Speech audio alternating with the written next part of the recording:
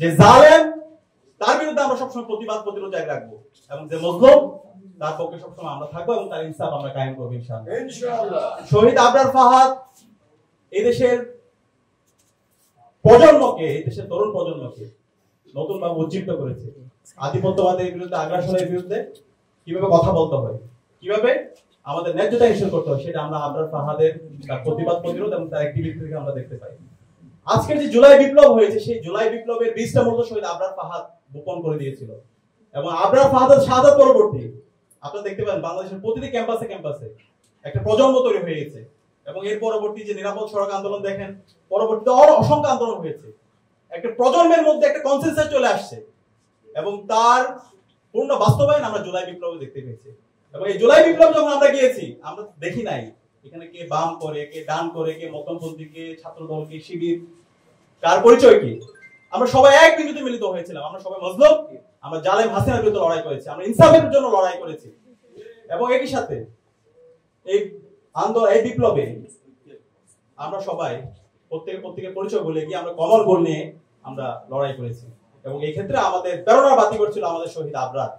এবং একই সাথে আমরা যদি দেখতে পাই যারা শহীদ হয়েছে, শহীদ আবু সাইদ, শহীদ ওয়াসিম, শহীদ শান্ত, শহীদ আলী রায়হান, সকল শহীদদের আকাঙ্ক্ষা, সকল শহীদের যে স্পিরিট, সেটা আবরার ফাহাদ যে চেতনা লালন করতো, যে আকাঙ্ক্ষা লালন করতো, সে একই আকাঙ্ক্ষা সবাই লালন করতো।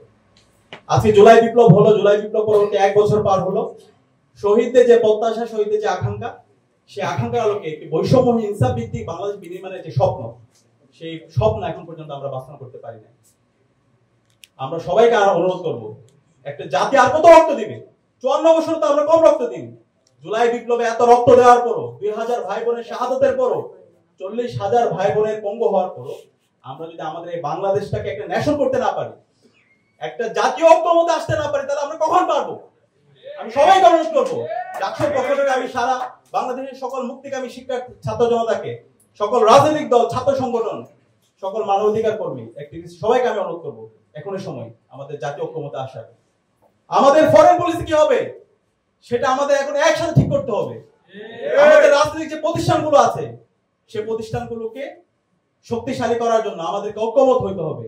এরপরে আমার রাজনৈতিক আদর্শ থাকবে, আমার রাজনৈতিক ভিন্নতা থাকবে, আমাদের মধ্যে ডিবেট হবে, কিন্তু ন্যাশনাল প্রশ্নে আমরা যেন সবাই এক থাকি, বাংলাদেশ প্রশ্নে যেন আমরা এক থাকি, আমাদের ফরেন পলিসির জায়গায় যেন আমরা এক থাকি, ভারত প্রশ্নে যেন আমরা সবাই এক থাকি। এবং একই সাথে বাংলাদেশের সকল শিক্ষা প্রতিষ্ঠানে শিক্ষার পরিবেশ নিশ্চিত করার প্রশ্নে আমরা যেন এক থাকি। এভাবে যদি আমরা ঐক্যবদ্ধ হতে পারি, তাহলে বাংলাদেশ আর কখনো পথ হারাবে না। আমি অনুরোধ করব, এখনো সময় আছে, আমরা সবাই ঐক্যমত্যের ভিত্তিতে আমাদের এই বাংলাদেশটাকে একটা পূর্ণাঙ্গ ন্যাশন হিসেবে আমরা বিনির্মাণ করি। আর এটা করতে যদি ব্যর্থ হয়, বাংলাদেশে যে রাজনৈতিক দল আছে, ছাত্র সংগঠনগুলো আছে, আমরা নিজেদের ক্ষতি করছি। কারণ এই জুলাই বিপ্লবের মাধ্যমে একটা প্রজন্ম তৈরি হয়ে গেছে, সেই প্রজন্ম আর কাউকে ভয় পায় না, তারা প্রতিবাদ করতে শিখে গেছে, তারা অন্যায়কে অন্যায় বলতে শিখে গেছে। সুতরাং আপনারা যদি তার ব্যর্থ ঘটান, তাহলে শহীদ আবরার, শহীদ আবু সাইদ, শহীদ ওয়াসিম, শহীদ শান্তের যে উত্তরসূরি আছে, তারাই দাঁড়িয়ে যাবে, তারাই প্রতিবাদ করবে। তবে আপনাদের যে বিগত ফেস্টিভালে যে পরিণতি হয়েছিল, তার চাইতে খারাপ পরিণতি আপনাদের হবে। আমরা সবাই ঐক্যবদ্ধভাবে আমাদের এই বাংলাদেশটাকে বিনির্মাণ করি। আর শহীদ আবরারের যে আজকের স্মরণ সভা হচ্ছে, সেটা শুধু একদিন, শুধু 7 অক্টোবর করলাম এরকম করলে হবে না। মাহমুদুর রহমান স্যার যে বিষয়টা বলেছেন, আমাদের শহীদ আবরারকে সারা বছরের প্রাসঙ্গিক রাখতে হবে। এবং আমরা কথা দিচ্ছি, ডাকসুর উদ্যোগে শহীদ আবরার সহ সকল শহীদদের স্মরণে এবং জুলাইয়ের শহীদদের স্মরণে এবং নতুন বাংলাদেশের স্বপ্ন আকাঙ্ক্ষা নিয়ে আমরা আমাদের